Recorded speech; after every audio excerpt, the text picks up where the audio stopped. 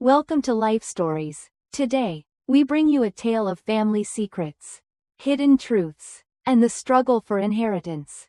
Emily Westbrook thought she knew who she was, until a shocking revelation turns her world upside down. With her father's betrayal and the discovery of a long-kept secret, Emily finds herself at the heart of a family conflict that will change everything.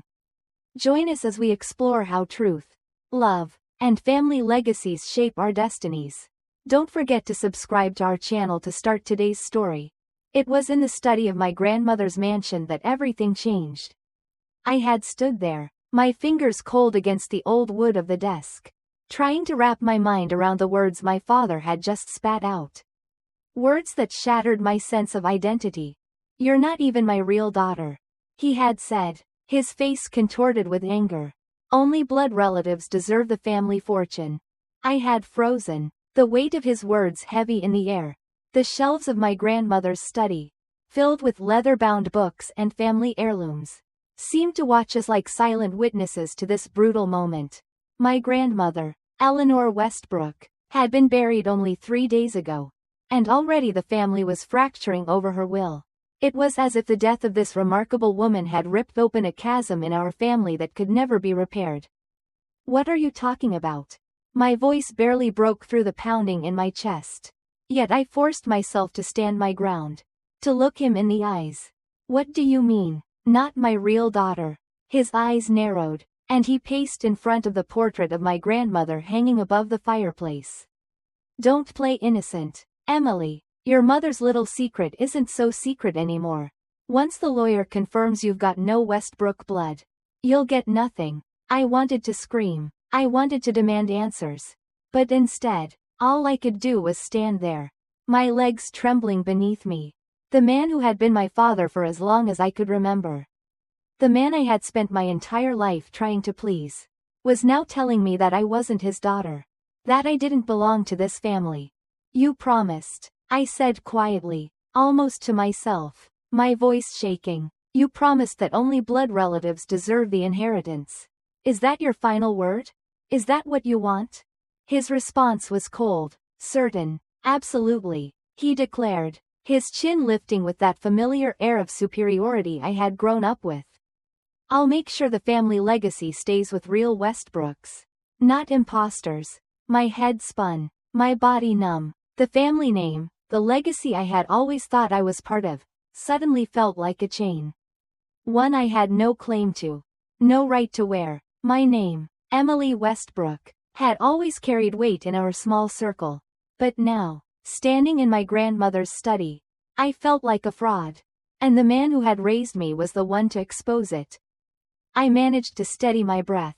But inside, everything was falling apart. "So you're saying that all my life, all my accomplishments, everything I thought I knew about who I was, doesn't matter?" I asked, the bitterness rising in my throat. He didn't answer. Instead, he dismissed me with a flick of his hand, telling me I could attend the will reading next week if I must, but not to expect anything. He had already spoken to Harrison Mills, the family attorney, about challenging any provisions that included me. That was when it hit me. My grandmother, Eleanor, had always believed in me. She had always seen something in me that my father never did. She had spoken to me, lovingly, about her plans for her estate. And she had specifically mentioned me, her only granddaughter, when we talked about the future. My father's rejection wasn't just an attack on me. It was a direct assault on my grandmother's legacy, on everything she had worked for. And yet, her death, just days earlier, had left a hole in the family. There was no one to defend me, no one to stand up against my father's cruelty. I sank into the desk chair, running my fingers over the smooth walnut surface. My grandmother had written countless letters here, made decisions that shaped our family, and, just recently, signed the will that now seemed to hold my future in its pages. I stared at the room, feeling the weight of history pressing down on me. It was as if, in her absence, my family had begun to crumble, like dry earth falling apart under the weight of a storm. Then my phone buzzed with a message from my mother. "We need to talk about your father tonight." Alone. I stared at the words. dread creeping into my bones. If my father wasn't my biological father, then who was? And why had this secret, this lie, been kept from me for so long? My mother, whom I had trusted more than anyone, had kept something so profound from me. Something that could change everything. Something that could unravel the very fabric of the family I had known. My mind raced as I wondered what this all meant. The sudden revelation, the coldness from my father, the confusion and pain I felt, it was like I was standing on the edge of a cliff, waiting for something to push me off. And as I left my grandmother's study to meet my mother, one thing became clear. The truth that awaited me would be far more complicated and far more painful than I had ever imagined. That evening, my mother and I met at her favorite cafe in the city. A small, quiet place tucked away from the world. I could tell something was wrong the moment I saw her. She looked smaller somehow, her usually polished appearance slightly disheveled, eyes shadowed by sleepless nights. She had always been the pillar of strength. But now, there was a weight on her that I could see but not yet understand. I never wanted you to find out this way, she began, her voice quiet and strained. Her fingers nervously twirled her wedding ring. A small but telling gesture. Your father, David, shouldn't have told you like that. It was cruel and self-serving. The words struck me hard. I didn't even need to ask. So it's true? I whispered, barely believing the words coming out of my mouth. He's not my biological father? My mother nodded, her tears pooling in her eyes. The heartbreak she had carried for years suddenly breaking free. It's complicated, Emily, more complicated than David makes it sound. She paused, taking a deep breath, and in the quiet of that cafe, she began to tell me the story that had been hidden from me for 27 years. She told me about her past with William Westbrook, my uncle William. They had been in love when they were young, passionate and hopeful. They had talked about a future together, a life that seemed possible, until the moment William received a prestigious research fellowship in Seattle. It was a huge opportunity, one that neither of them could turn down. They had believed their love could survive the distance, but the separation had strained their relationship. During a particularly tough time, she had grown closer to David, who had always admired her from afar. In the moments of vulnerability, they had shared a brief relationship, one that my mother ended when she realized her heart still belonged to William. When I found out I was pregnant, I was certain it was William's child.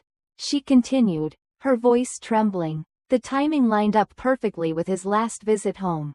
But David had insisted that the child was his, even though he knew about William's distance and engagement to someone else.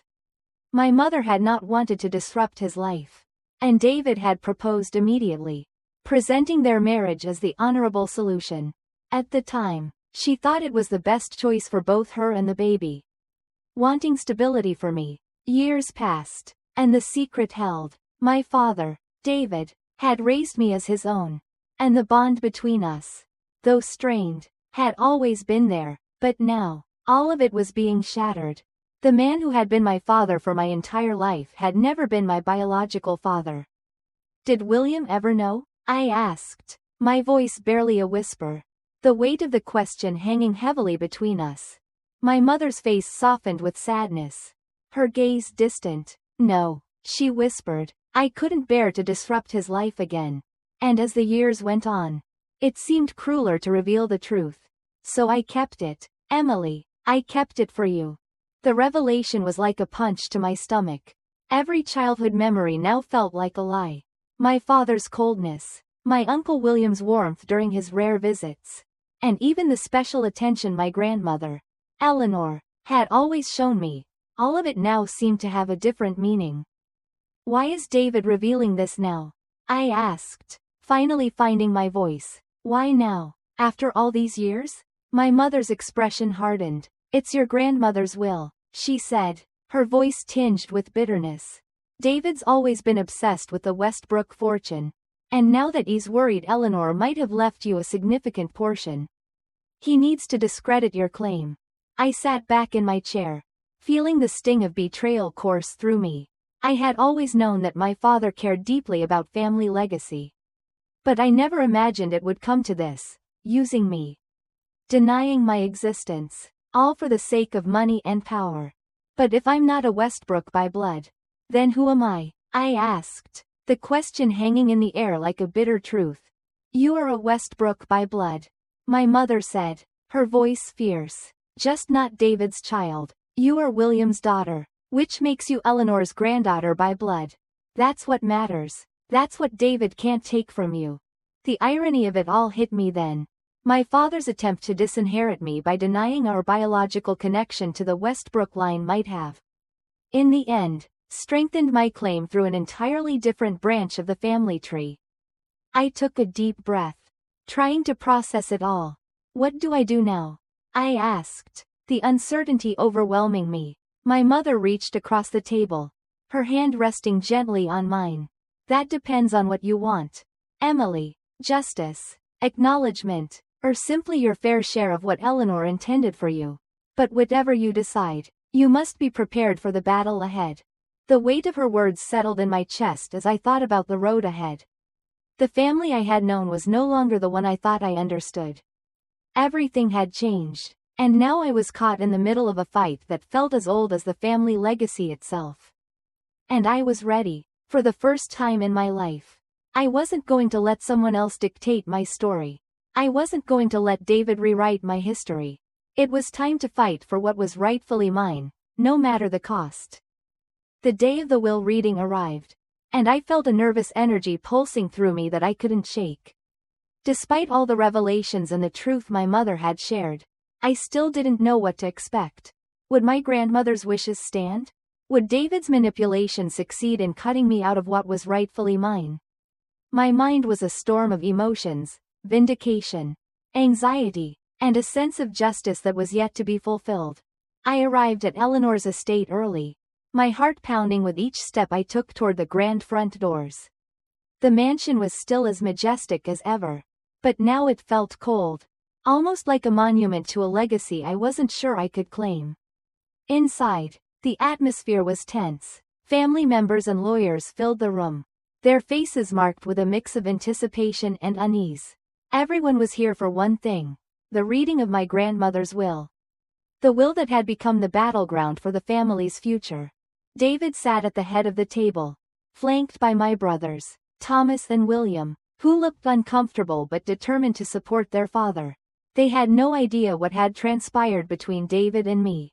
They didn't know that their father, the man who had always held himself above the rest of us, had tried to strip me of my birthright.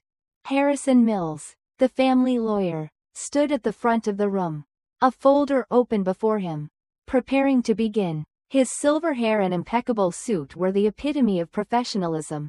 But I knew better now. I knew he wasn't just a neutral party, he was a pawn in David's game. We are gathered here today to fulfill the final wishes of Eleanor Westbrook.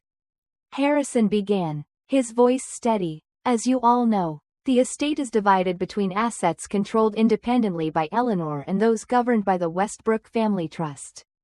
The trust requires that all beneficiaries be blood descendants of the Westbrook line. David's voice cut through the air with sharp precision.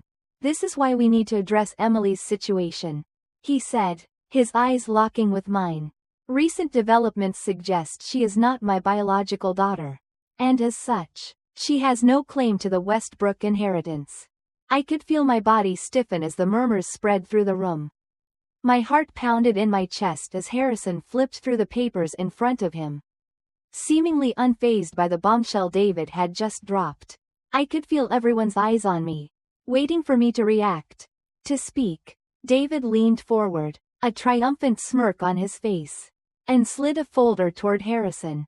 I have DNA evidence, he said coolly, confirming that Emily is not my biological child. The room seemed to freeze as Harrison reviewed the documents. David had outmaneuvered me. He had anticipated this moment, knowing that I would challenge his claim. My carefully planned strategy, my own DNA test, was now at risk of being dismissed. How could I fight against something so definitive? But then, I remembered the words my mother had spoken to me the night before. You are a Westbrook by blood.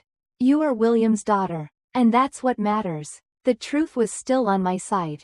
I steadied myself and spoke up. I have evidence, too, I said, my voice firm and clear. I reached into my bag and pulled out the folder containing my DNA test results. I placed it on the table before Harrison, the weight of it seeming to shift the room's energy. This proves that William Westbrook is my biological father. David's face twisted in fury as the documents were passed around, his calculated expression giving way to shock and disbelief.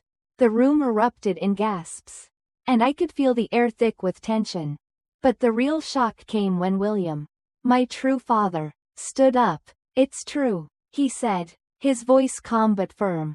I am Emily's father. David has always known this, but he has kept the truth hidden. David's face drained of color. This is absurd, he shouted, his anger spilling over. You're lying. This is all a scheme to steal from me. William remained composed, his gaze unwavering. No, David, he said softly, it's the truth, and you need to accept it. Eleanor knew, and she made sure her will reflected that. Emily is entitled to her share. I watched as David faltered, his grip on the situation slipping away. The truth was undeniable now. I had come here today feeling uncertain. But now, in the face of this revelation, I felt something I hadn't experienced in years, empowerment.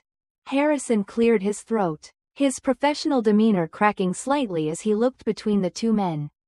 We will need to address these issues further, he said, his voice less certain than before. But the evidence provided by Emily and William is significant.